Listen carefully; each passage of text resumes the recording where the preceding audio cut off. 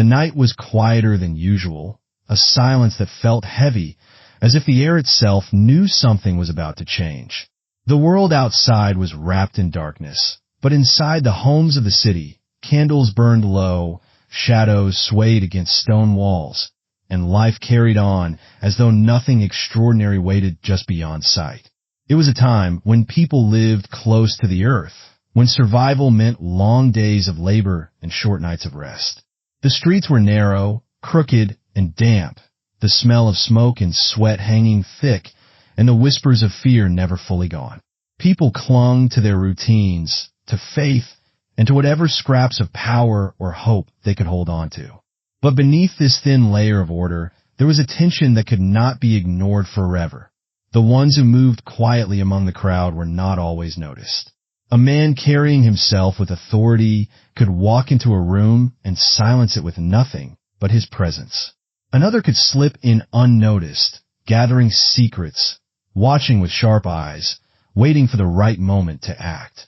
In those days, trust was as fragile as glass, and once broken, it could cut deeper than any blade.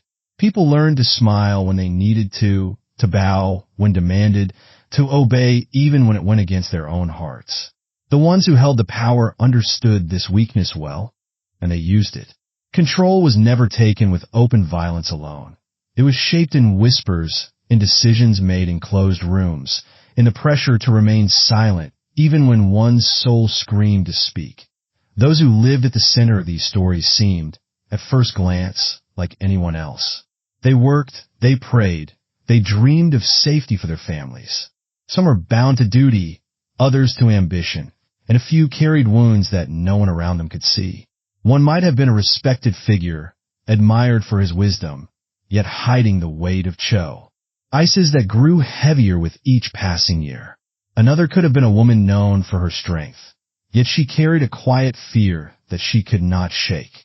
There were always those who appeared harmless, caught between stronger forces, left to choose between silence and survival. The world they lived in was not free. Authority stretched into every corner of life. It dictated what could be believed, what could be said, and even what parts of the past could be remembered. Those who questioned too loudly often found themselves erased, not only from the present, but from the story of history itself. That was the true terror of power in those days. It did not just control the body. It reached into memory, shaping what the future would know of the past. At first glance, nothing seemed unusual in the rhythm of their lives. Markets opened with the clang of iron gates. Merchants argued over the weight of grain, and children played in the dust of alleyways. Priests called for prayer as bells rang in the distance, and farmers bent their backs to the soil. It was a world of routine, but one where silence often spoke louder than words. There were stories people did not tell, questions left hanging in the air but never answered, truths locked away where no one dared to touch them. Still, the signs were there for those who paid attention. The way certain names could hush a room, the unease that crossed a face when a forbidden subject was raised, the way some kept their eyes down, as if afraid of being caught in their own thoughts. A glance could be a warning, a silence could be a threat. These were the cracks that spread beneath the surface of what looked like ordinary life. The key figures of this story walked the same streets as everyone else, yet they carried with them the burden of choices that would ripple far beyond their time. Some believed they acted for protection, others for gain, and a few for survival. But all of them, knowingly or not, played a role in a truth that would one day be buried so deep that generations to come would only know the silence left behind. There was no blood on the ground yet, no smoke rising in warning. But the weight of what was hidden pressed down like an invisible hand. It was in the way the city seemed to hold its breath, in the uneasy quiet of the nights, in the subtle gestures of those who knew more than they dared to say. The cover of normal life was thin, and beneath it, a darker story waited. The stage was set in a world where knowledge itself was dangerous, where memory could be stolen, and where those who held power could decide not only the fate of men and women, but the very story of time. They lived their days unaware that history would remember them not for who they were, but for what they erased. The shift began slowly, so quietly that no one could have pointed to the exact moment when things turned sour. At first, it was only a look that lingered too long, a word that carried more weight than it should have, a silence that stretched on until it became uncomfortable. People sensed it even if they could not explain it, the unease between those who once seemed steady. Something beneath the surface was growing restless, pressing against the boundaries of what had been carefully kept hidden. One man, who had long been seen as dependable, started to carry himself differently. His voice, once calm, grew sharper, cutting in ways that left others uneasy. The admiration he once inspired began to shift into fear, though no one dared to say it aloud. He had power, and he knew it. Yet that power was not enough. It gnawed at him, pushing him to demand more, to control not only what people did but how they thought. Every small act of defiance, even imagined, seemed to him a personal insult. His pride was easily wounded, and his anger, once rare, now burned dangerously close to the surface. Opposite him stood another, one who once found comfort in his guidance, but now felt the walls closing in. She had her own secrets, her own desires, and her own quiet grief that no one else could see. The bond between them had started as something that seemed unshakable, but over time, it twisted into something suffocating. He wanted loyalty without question, devotion without pause, and in return, he offered only the weight of his control. She felt it pressing down on her each day, the slow erosion of her freedom, the way her voice was silenced by his shadow. Their lives unfolded in a world already strained by outside forces. Hunger was never far from the door, sickness spread quickly, and fear of punishment lingered over even the smallest mistake. To live was to bend, and to bend too far was to break. Families struggled to provide enough, and many carried debts they could never repay. Behind every smile in the marketplace lay desperation, bargains made in secret, and debts hidden from neighbors' eyes. It was not only personal desires that fueled the growing storm. It was the pressure of survival, the crushing weight of a society where failure was punished and silence demanded. The city itself seemed to conspire with its struggles.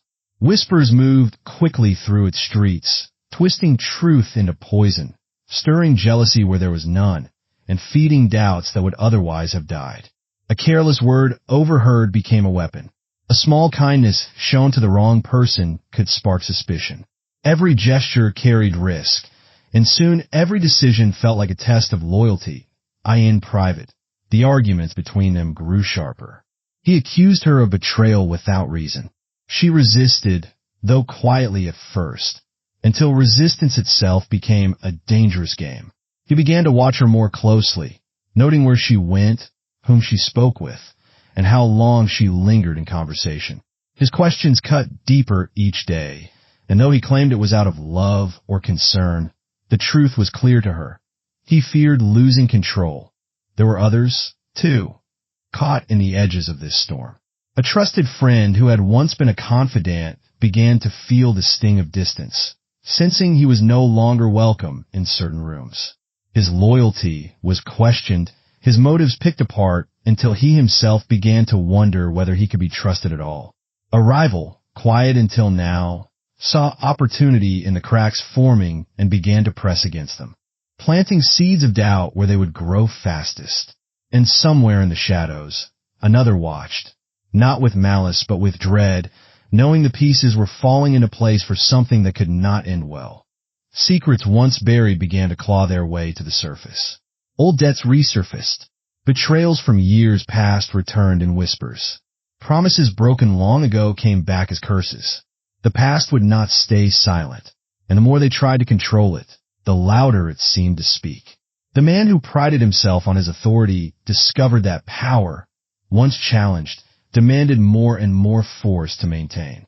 The woman who once sought safety in his protection found that safety had turned into a prison. Their private struggle became a mirror of the larger forces pressing down on them all. Fear, pride, control, and desperation. Every day, the tension climbed higher. What might have once been resolved with patience has now turned into confrontation. Where there was once laughter, there was silence. Where there was once trust, there was suspicion. Their world became a place where every word felt like a weapon, every glance a test, every silence a threat. And then came the moments that marked the point of no return. A night where he stayed awake too long, replaying every conversation in his mind, convinced she was keeping something from him. A day when she could no longer hide her fear, when her silence betrayed the truth he had been searching for.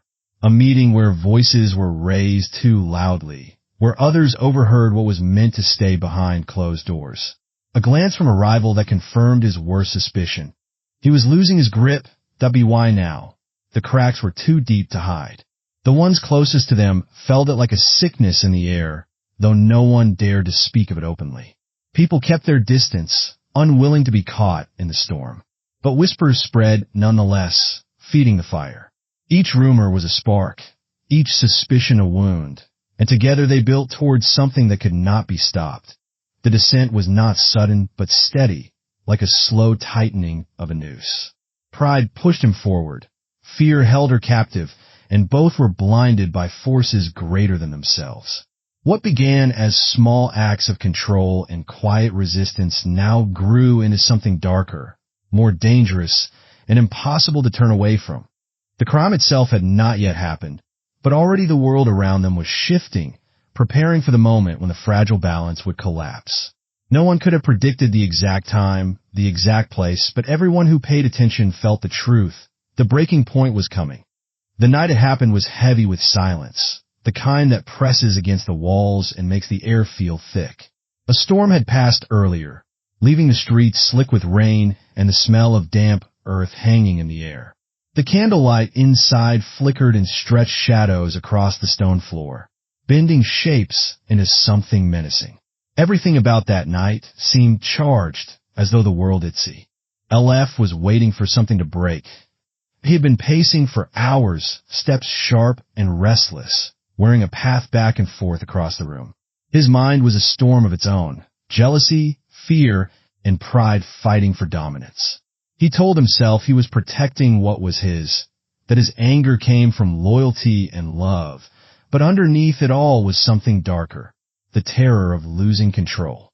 His thoughts circled like vultures, whispering that betrayal was near, that he was being made a fool of, that silence was proof of guilt. She sat across the room, her face pale in the dim light, hands clenched in her lap, so tightly the knuckles whitened.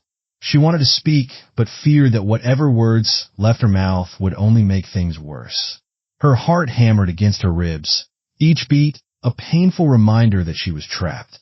The more she stayed silent, the more he saw it as a confession. The more she tried to calm him, the more he heard manipulation. Every breath between them was laced with tension, an invisible rope pulling tighter. The argument rose suddenly, like a fire catching. Voices cut through the quiet, sharp and jagged. He accused, she denied. He pressed, she resisted. Each word was heavier than the last, dripping with suspicion and fear. The room seemed to shrink around them. His fists clenched, hers trembled. The air was filled with the sound of their anger and desperation, a storm no walls could contain.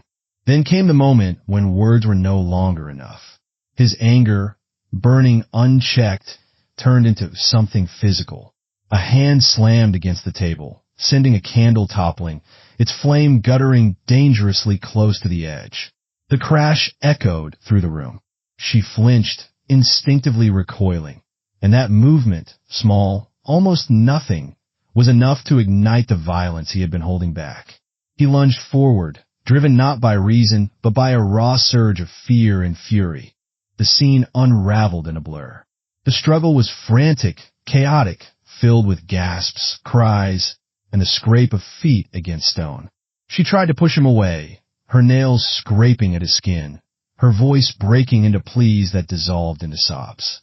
He shouted back, his words lost to rage, a desperate mix of demand and accusation.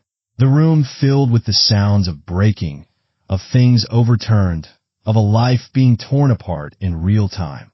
Her fear turned to panic.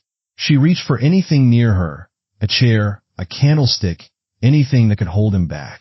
But he was stronger, driven by the madness that had consumed him. In those final moments, her mind flashed with images. The life she could have had, the freedom she had longed for, the choices she never made. His mind, too, flickered with thoughts he would never admit. A realization, perhaps, that he was crossing a line he could never return from. But by then it was too late. The act itself came suddenly, brutally, and finally. A blow, a choke, a fall. It didn't matter in what form. Only that when it was over, the silence that followed was more deafening than any of the shouting had been. She lay still, her chest no longer rising, her eyes wide but unseeing. His hand shook as he looked down, the reality of what he had done dawning on him like a cold blade pressing to his skin. The room was chaos. Furniture overturned, a candle sputtering dangerously close. Each of the spilled wax, shadows stretching long and monstrous against the walls. The smell of smoke mixed with the iron tang of blood, filling the air with something heavy and unshakable. The silence after the storm was unbearable, broken only by the sound of his own ragged breathing. For a moment, he stood frozen, staring at what he had done. Panic swelled in his chest, a suffocating weight. His mind raced with questions. Could he undo this? Could he hide it? Could he convince himself it hadn't happened? The denial pressed in, but the body on the floor was undeniable. He knelt, shaking her shoulders, whispering her name, begging for a breath, a flicker, anything. But there was nothing. The aftermath came in waves. First came the horror, the gut-deep realization that he had crossed the one line no one could ever come back from. Then came the rationalizations. It hadn't been planned. He hadn't meant it. She had pushed him too far. He was defending himself. The excuses spilled into his mind as if they could somehow erase the truth staring back at him. But underneath the lies he told himself, the truth sat heavy. It was his hand, his choice, his crime. The thought of discovery set his heart racing. He scrambled to straighten the room, to wipe away the signs of the struggle, to silence the chaos.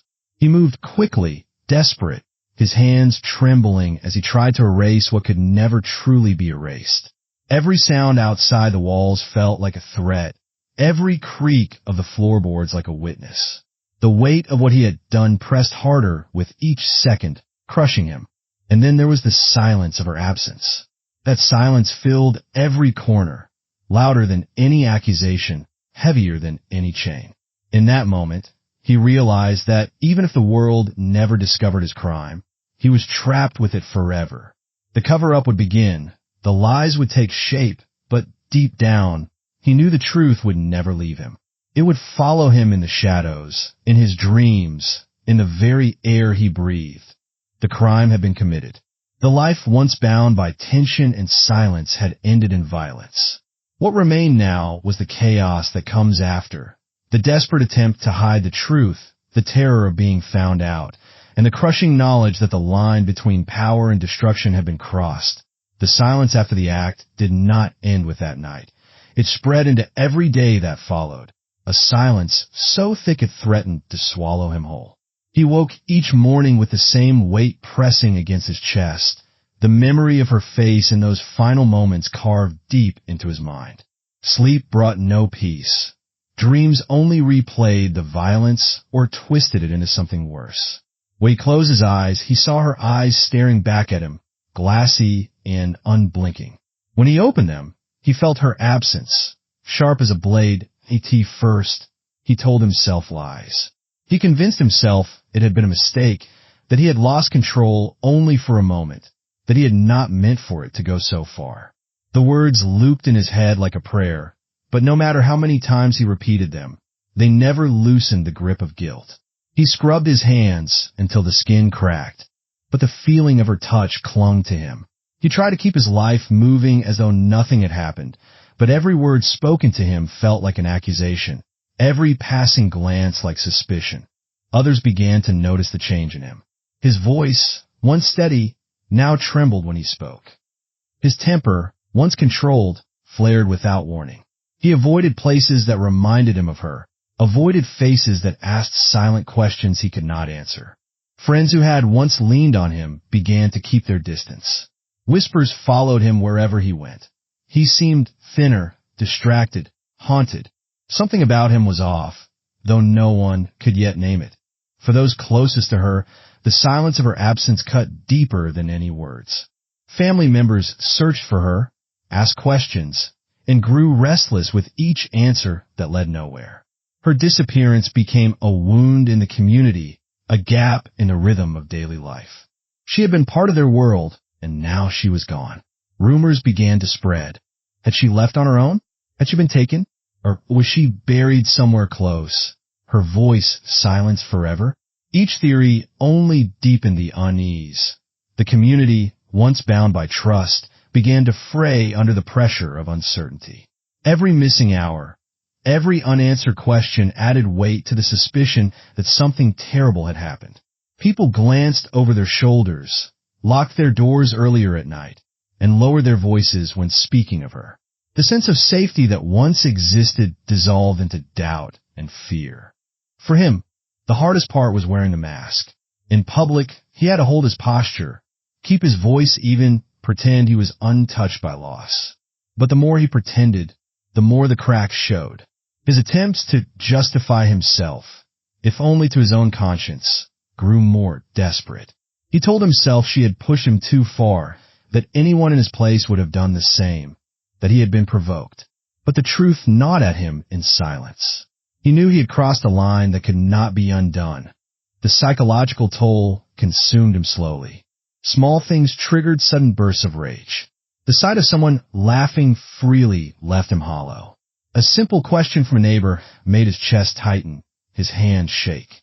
He lived in constant fear of discovery. Every knock at the door sending his mind racing to the thought of arrest, judgment, and exposure. The weight of the crime had become his prison, and each day behind that mask felt like another step into madness. As time passed, whispers hardened into suspicion. Some spoke openly of him now. He had changed too much, too quickly. His once respected reputation, carefully built over the years, began to crumble. The man who had once been trusted now carried an air of danger.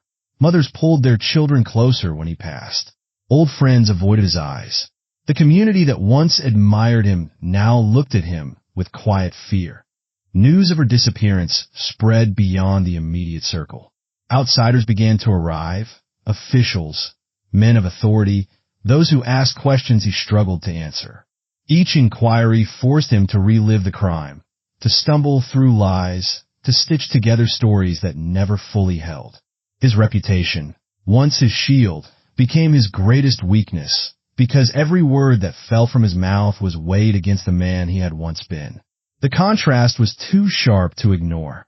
For her family, grief curdled into anger. They demanded answers, demanded justice, and their voices carried through the streets. Her absence was not only personal, it was public, a reminder of how fragile life was and how quickly it could be stolen. Her friends wept, her loved ones mourned, and in their sorrow grew a collective fury. The community rallied around them, not because they knew the truth, but because the loss was undeniable. Something terrible had happened, and someone among them was responsible. In the quiet of his nights, he felt the weight of it all pressing down, heavier than any punishment the world could give him. The fear of discovery was constant, but worse than that was the knowledge that discovery was inevitable. No lie could hold forever, no mask could hide guilt forever. The silence he had created would not stay silent.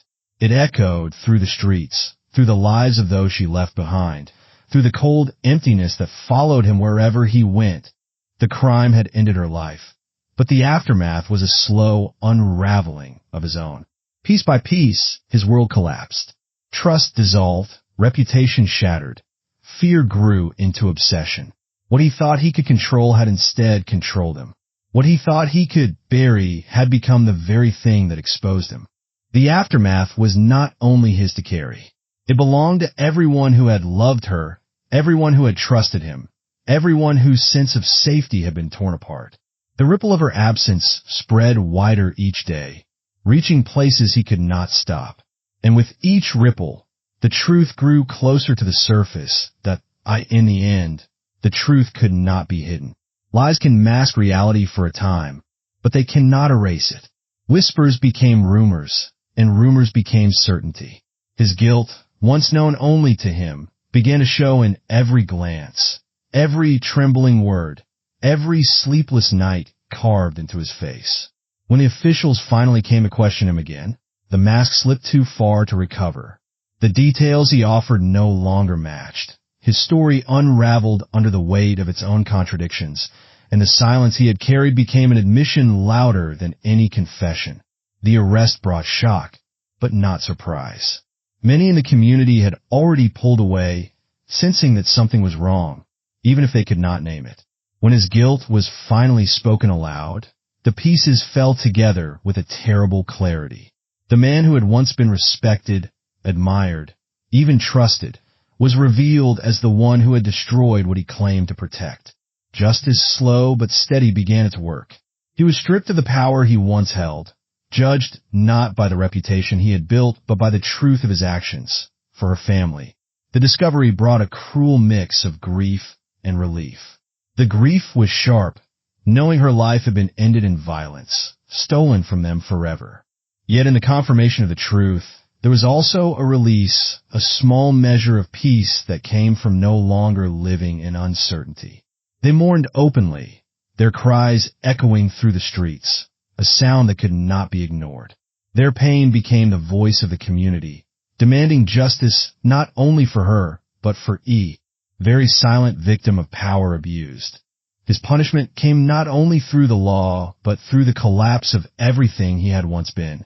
The cell walls that closed around him were not as confining as the guilt that had long lived inside him. He was remembered not as the man of authority, not as the respected figure he had worked to appear, but as the one who had betrayed trust most intimately and devastatingly. His legacy became a warning, a story told with bitterness, a name spoken with disgust. The community itself was left scarred. The crime tore open the fragile trust that had held people together. If someone so respected could hide such darkness, who else might be hiding behind a mask? Neighbors looked at one another differently, suspicion laced into their words, caution into their actions. Yet the community also grew stronger in its demand for change. People spoke more openly of the dangers of unchecked power, of the need for protection not only in law but in truth and memory. They vowed not to let silence be a shield for violence again. On a larger scale, the crime forced people to question the way power and control had been allowed to shape their lives. It was not just about one man's rage or one woman's silence. It was about the imbalance that had made such violence possible, the culture of obedience that allowed whispers to stay buried, the fear of speaking out that left too many voices unheard. Laws began to shift, slowly but meaningfully, to hold those in positions of power more accountable. The case became an example, studied and remembered, a reminder of what happens when fear and silence are allowed to rule. The story left its mark not only on those who had lived it, but on those who carried it forward. It became more than the account of crime.